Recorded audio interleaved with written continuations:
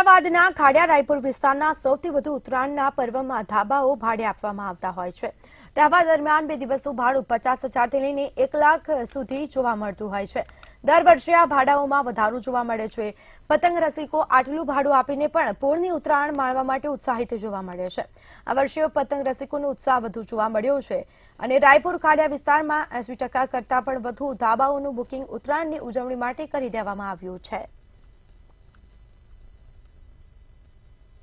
આ ભાવનો વધારો એના માટે છે કે હવે ક્રેઝ વધી ગયો છે સિટીના અંદર ને લોકો બહારથી આવતા હોય છે, જે રીત ફોરેનથી આવતા હોય છે, ઘણા બહારગામ રહેતા હોય છે, એ પણ અમદાવાદમાં ઉત્તરાયણ માટે જ જઈએ એના માટે જ તહેવાર મને એક દિવાળી જેવો અહીંયા માહોલ કરી હોય છે। બોલે કે છોકરાઓ નવા કપડાં પહેરે, માસ્ક પહેરે, ચશ્મા, એ રીતે પીપુડા વગાડે, આ તે એવું લાગે કે બીજી દિવાળી છે। બોલે કે એવો ઉત્તરાયણનો તહેવાર ઉજવવામાં આવે છે। ઉત્તરાયણમાં અમે લોકો ઊંધિયું, જલેબી, ખીચડો બધું અલગ અલગ વાનગીઓ બનાવીને અહીંયા ખાઈએ છીએ। સાથે સાંજે ટેપ સાથે મસ્તી કરીને અમે આ તહેવારની ઉજવણી કરીએ છીએ।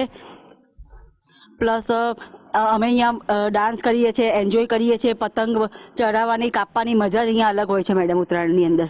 ઉત્તરાયણને હવે ગણતરીના દિવસો બાકી છે ત્યારે દેશ વિદેશથી લોકો આ ધાબા છે તે ભાડે લેતા હોય છે। હેરિટેજના નામે ઓળખાતું અમદાવાદ, ત્યારે સીધા સ્થાનિક સાથે જ વાત કરીશું કે કઈ રીતના ભાડે લોકો લેતા હોય છે અને કઈ રીતના અહીંયા ભાડે આપતા હોય છે। શું નામ છે આપનું? પંકજ ભટ્ટ, ખાડિયા મ્યુનિસિપલ કાઉન્સિલર છું। પંકજભાઈ, ખાસ કરીને અહીંયા લોકો ધાબા ભાડે લેતા હોય છે, કઈ રીતે અહીંયા ભાડે આપતા હોય છે અને કેટલું ભાડું છે તે અહીંયા ચાલતું હોય છે તેને લઈને શું કહેશું?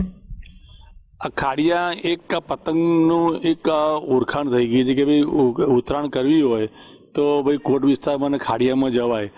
એને આ માહોલના હિસાબે અલગ અલગ જગ્યાએ, ઇવન ગામડેથી અલગ શહેરમાંથી બી લોકો અહીંયા પહેલેથી જ ડિસેમ્બર મહિનાથી જ એ લોકો અહીંયા કોન્ટેક કરતા હોય છે અને ધાબા ભાડે લેવાની વાતો કરતા। અહીંથી 15,000થી 20,000 સુધીનું ભાડું હોય છે, મોટું હોય તો 25,000 બી ભાડું હોય છે।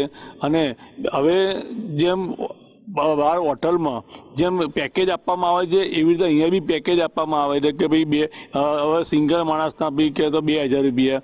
પછી તમારે જુઓ તો ભાઈ તમારે સવારના નાસ્તા સાથે ચીકી છે, પછી તમારા ભજીયા છે, પછી બપોરે તમને ઊંધિયું છે, ખીચડો છે, જલેબી છે, આવી રીતે અલગ અલગ નવી વાનગીઓનું બી પેકેજ કરીને બી હવે અમારા ટ્રેન્ડ અહીંયા કોટ વિસ્તારનું મહત્વ એ પ્રમાણે વધી ગયું છે અહીંયા। ખાસ કરીને વાત કરીએ તો પેકેજમાં જ્યારે તમે વાત કરો છો તો પેકેજમાં શું શું વસ્તુ જમવાનું આપતા હોય છે અને પેકેજ કેટલાથી કેટલા હજારમાં આપતા હોય છે? આ પેકેજમાં એ લોકો ધાબાની સાથે પેકેજમાં એ લોકોને કરતા હોય છે એટલે એ લોકોનો ભાવ તો બધા પૈસા નાસ્તાનો ઉમેરી દે છે।